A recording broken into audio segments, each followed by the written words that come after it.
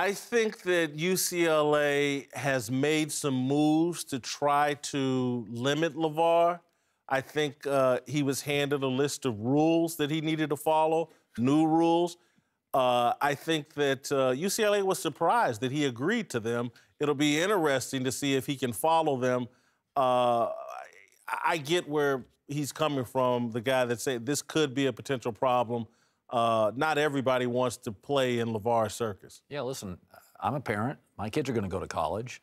I would consider the environment. If it's chaotic, I wouldn't want my kids, I'm not even saying as athletes, just if, listen, I've been hearing stories about like Missouri's attendance has fallen over controversy. If you look at schools that have had major protests. Baylor. Yeah, I mean, like their attendance drops. So if you're sending him to UCLA basketball, I'll ask you, Kenyon, I mean, you have a son who's a top player. I would be wary of it, wouldn't you? Yeah, no, definitely. You want the best environment for your kid no matter what they're going to school for. Right. And my son, whoever will be joining the UCLA basketball program and LaVar's around it, it could potentially be a problem. Him speaking on minutes, playing time, situations with other people's kids. Never know what the situation might occur. Because we all know he's outspoken and he's going to say whatever at any given time. And for me, if that's the situation, I would definitely, I look at the situation and be like, some pause might be there for me to send my kid. Yeah, I get it. The only pushback, guys, is his best son, Lonzo, is with the Lakers, the glamour franchise of the NBA. Where do you think LaVar's going to spend his time? UCLA, where his son may not play a lot, or the Lakers, where his son's a starting point guard? I just feel like he's going to be away from UCLA. He's got sneakers to sell. He's got a brand to push. I would be at Laker games if I were LaVar Ball. But ask yourself this, though. Let's take LaVar Ball out of it. Yeah. Let's just say, okay, let's say this. My son's a quarterback. And there is a LaVar Ball type high-maintenance parent, and his son's quarterback too. Well, I would think if I send my kid to whatever school it is, and that dad's making all this noise, then I'm going to have to, as a father, make noise that he could inhibit my kid getting playing time.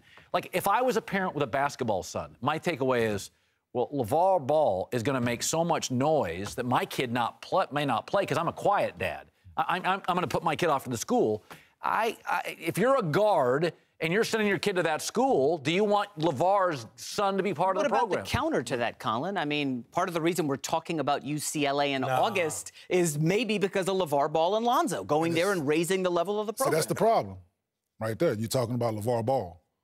And you want to be talking about the kids. Yes, that should be the name. And again, every kid has parents. LaVar Ball's not the only parent of a UCLA basketball player. And so when the adult parent says something controversial, and I'm not talking about like salacious, just some kid can't play. Well, that kid has a parent. It's like, hey, I'm not talking about your kid. Why are you talking about mine? And so, again, every kid on that team has a parent. LaVar Ball doesn't know how to stay in his own parental lane and just do what's appropriate for that and let the kids be the star, let the coach be the mouthpiece for what's going on with the team.